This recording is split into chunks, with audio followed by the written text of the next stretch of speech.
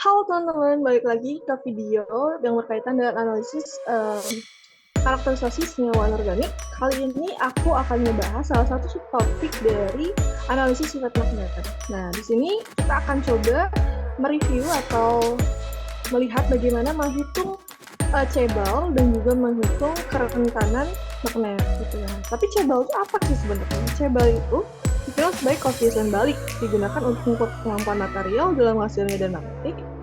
Dan kerentanan magnetik itu ukur respon material terhadap magnet yang terhadap medan magnet yang diterapkan.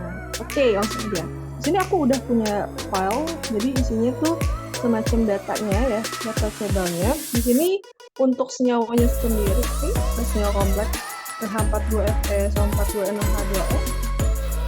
Jadi ini yang akan kita hitung nilai Cebalnya. Ya, untuk menghitung Cebal kita memerlukan nilai Xg. Ya, Xg itu dihitung dari 9500 per T dalam bentuk Kelvin dikali 10 pangkat 6. Nantinya dari Xg yang udah kita dapat, kita bisa menentukan nilai si Cebal tadi. Nah, karena Cebal itu punya rumus Xg dikali 10 pangkat 9 dikali M per L dikali R dikurang R0. Nah, contohnya nih, karena tadi kan senyawa kita udah tahu ya. Datanya itu yang aku punya ini ada suhu, massa tabung kosong, massa tabung yang sampel, R0, R, dan massa molar atau ikatan. Oke. Aku juga menggunakan Excel buat mempermudah dalam perhitungan ini biasanya karena kan kita nggak tahu ya kalau misalkan datanya itu sedikit atau banyak. Jadi kalau misalkan datanya banyak, kita nggak perlu repot-repot hitung secara manual atau kayak pusing untuk nentuin berapa banyak angka di belakang koma. Jadi kita pakai Excel aja gitu. Nah, di sini aku udah ngerapiin buat data pertama.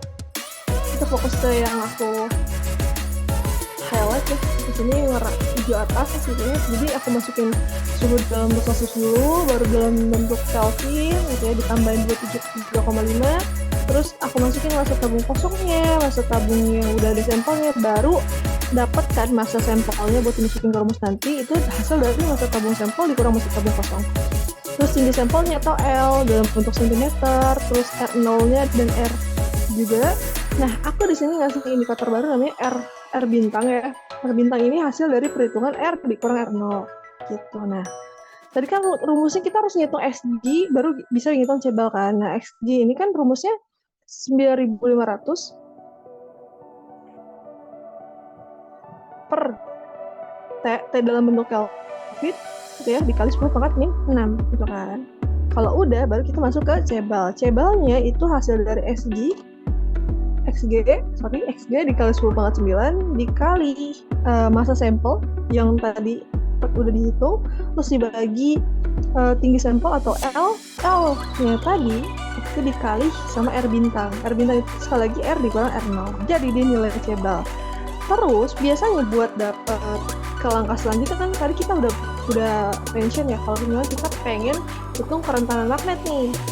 Nah, kerentanan magnet itu memakai nilai Cebal segini. Jadi Cebal yang tadi itu akan kita pakai untuk menghitung kerentanan magnet.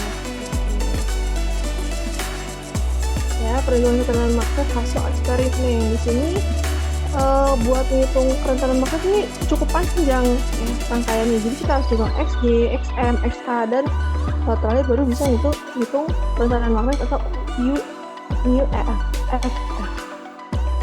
Nah, Xg-nya itu nanti kita dapat dari Cebal, ya dari Cebal yang tadi sebelumnya dikaliin R bintang dari data yang kedua. Jadi kita data pertama itu untuk stop di sampai Cebal aja. Nah, data kedua adalah lagi ini buat kerentanan magnet. Jadi senyawa yang berbeda lah bisa dibilang senyawa yang berbeda. Kita mau ngitung kerentanan magnetnya. Tapi kita Cebalnya dari perhitungan yang pertama gitu. Nah, dapetnya Xm itu Xg dikali MR senyawa. Terus XA-nya itu sama dengan XM dikurang Xg. Nah, Xg-nya ini beda. Kalau tadi kan kita nggak mention Xg itu kerentanan diamagnetik. Jadi bisa dibilang kerentanan diamagnetik itu mengacu pada respon material terhadap medan magnet eksternal yang menyebabkan material menghasilkan medan magnetik yang berlawanan arah dengan medan magnet eksternal. Material dengan kerentanan diamagnetik akan cenderung melemahkan medan magnet yang diterapkan. Kerentanan diamagnetik seringkali kecil dan bahan-bahan diamagnetik umumnya memiliki X negatif atau nilai kerentanan magnetik yang rendah. Jadi lebih lanjutnya aku akan jelaskan lebih lanjut. Oke. Nah, ini data buat perhitungan yang kedua ya. Ada suhu sama maksud tabung kosong, maksud tabung sampel, R0, R, L, bahkan MR-nya juga ada. Berarti ini senyawa yang ingin kita ketahui kerentanan magnetik FeC24 2H2O. Oke. Nah, sama kayak sebelumnya kita masukin dulu datanya satu-satu ya. Udah masukin, kita buat tabel khusus buat perhitungan data 2. Kita awal banget hitung XG itu dapat dari cebal yang di perhitungan data 1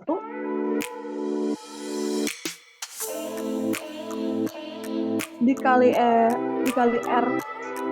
R bintang dikali tinggi sampel dibagi 10⁻⁹ dikali 0,1976 ya. Terus kita hitung XM-nya itu dari hasil XG dikali 179 kali 9 179,9. Baru kita hitung XA. Nah, disinilah kerentanan media magnetik itu berpengaruh. Ini seperti yang tabel di sebelah ya, perhitungan XG. Ada nih. Nah, ini kan tadi dia senyawanya FeC24 2H2O ya. XD itu kita dapat biasanya kalau aku sendiri pakai dari sini, Biomagnetic Correction and Pascal Constant. Jadi ada literaturnya yang emang ngebahas dan mencantumkan tabelnya gitu loh. Karena emang nilai XD itu diperoleh dari sumber literatur yang nyantumin data untuk seluruh molekul, fragmen molekul, atom, ion, atau tertentu. Di sini misalkan nih, tabel pertama ini buat XD atom, spesies kovalen. Terus yang tabel kedua spesifik bond types, pattern yang tertentu ya, tertentu. Terus buat anion, ligand, kristalisasi. Nah, kan pasti ada anion. Jadi kita indikasikan dulu ya senyawa ini ada apa aja, kita kemana aja. Kalau di sini hasilnya Fe-nya hatier ya, Fe2+, C24-nya anhidrol, ada H2O itu. Nanti nilainya itu dikaliin jumlahnya berapa, Fe-nya kan cuma 1, C24-nya juga cuma 1, tapi H2O-nya kan ada 2 ya, tadi dikali 2, hasilnya jadi 7 dikali semua. Nah, setelah itu tetap harus dikali 10⁻⁶. 10⁻⁶ ini pengalinya ya, ini satuannya, ini ketentuannya harus dikali 10⁻⁶ sebelum dimasukkan ke rumus yang ini, rumus XA ini. Baru dapetin nilai XA-nya. Yang 3 ini apa? Padahal kan tadi cuma sampai kerentanan magnetik aja ya. Kenapa kita harus hitung XA kali T akar? Ini apa maksudnya kan? Jadi ini kan kalau misalkan untuk dapetin nilai QFF kali itu kan hasil dari 2,828 dikali akar XA dikali T kan? Nah, ini aku jabarin satu-satu teman-teman. Jadi kan kita perlu XA dikali T ya. Kita perlu XA dikali T kan? Aku jabarin dulu. T-nya itu dalam bentuk Kelvin ya sekali lagi. Nah, yang ini aku jabarin dulu, terus diakarin kan, perlu dia kan pakai rumus XQRT yang tadi XA dikali T. Terus baru kita masukin ke rumus UF-nya, jadi 2,828 dikali akar XA dikali T. Seperti itu teman-teman. Mungkin untuk kalau teman-teman ada yang pengen lebih tahu lebih lanjut, aku akan kasih link PDF yang tadi, yang berteks ya tadi di dalam drive, dan juga di video yang lain aku akan ngejelasin bagaimana sih cara buat drop down list untuk perhitungan XD. Jadi kita tinggal nggak usah repot-repot lihat-lihat literatur lagi, tapi kita udah pakai yang ada di Excel gitu. Kita masukin. Intinya sekian yang dapat aku sampaikan. Kurang lebih mohon maaf. Wassalamualaikum warahmatullahi wabarakatuh.